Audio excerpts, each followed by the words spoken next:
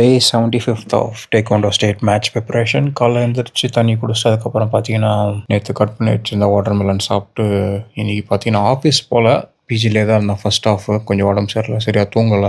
தென் salad, தயிர் இதெல்லாம் போட்டு சாப்பிட்டுட்டு ஒரு 4 முட்டை, 2 ஹோல், ஒரு 2 ஒயிட். அதுக்கப்புறம் இன்றைக்கி பார்த்தீங்கன்னா மதியமே ஃபிஷ் ஆயில் சாப்பிட்டுட்டேன். அப்படியே சாப்பிட்டு முடிச்சுட்டு ஆஃப்டர்நூன் ஆஃபீஸ் கிட்டே போயிட்டு அப்படியே பார்க்கில் ஒர்க் போயிட்டு அதுக்கப்புறம் ஒர்க்கெல்லாம் கொஞ்சம் முடிச்சுட்டு சரி அப்படின்னு சொல்லிட்டு என்ன பண்ணுறோன்னு சொல்லிட்டு ரெக்கார்ட் பண்ணணும்னு பார்த்தா அப்படியே கொட்டாயை விட்டு ஜோன் அவுட் ஆகிட்டேன். அப்படியே ஜோன் அவுட்லேருந்து ரெக்கவர் ஆகிட்டு வாழ்க்கையை பற்றின தாட்ஸ் போட ஆரம்பிச்சிச்சு. என்னடா வாழ்க்கை, வழக்கம் போல் எல்லாரும் நினைக்கிறது தான், புதுசாக ஸ்பெஷல் ஒன்றும் இல்லை. எனக்கு அப்புறம் ஜிம்முக்கு போயிட்டு எதுவுமே ப்ரீ ஒர்க் அவுட்னா காப்ஸ் எதுவுமே சாப்பிடல. ரொம்ப நாள் கழிச்சு இன்னைக்கு புல்அப்ஸ் ட்ரை பண்ணேன். ரெகுலராக பண்ணுறதை விட எக்ஸ்ட்ரா 3 கவுண்ட் அதிகமாக பண்ண முடிஞ்சுது, ஏன்னா ரொம்ப நாள் கழிச்சு பண்ணதுனால. அப்புறம் கார்டியோ முடிச்சுட்டு இன்னைக்கு பார்த்தீங்கன்னா அதே ரொம்ப நாள் கழிச்சு ட்ரைசெப்ஸ் செட் பண்ணேன். சுத்தமாக எனர்ஜி இல்லை, ஏன்னா இன்னைக்கு காப்ஸ் இன்டேக் வந்து ரொம்ப கம்மியாக இருந்தது. அண்ட் ரொம்ப நாள் கழிச்சு இந்த கர்மத்தை ஞாபகம் வந்தது. என் ஃப்ரெண்ட் ஒருத்தனை கூப்பிட்டு போயிட்டு கொஞ்சம் சாப்பிட்டுட்டு முடியாமல் சாப்பிட்டுட்டு ஏன்னா ஃபுல் ஆயில். அதுக்கப்புறம் பார்த்தீங்கன்னா காப் கிரேவிங் ட்ரிகர் ஆயிடுச்சு. ஒரு 3 இட்லி தமிழ்நாடு ஸ்டைல் ஃபுட் சாப்பிட்டுட்டு நைட்டு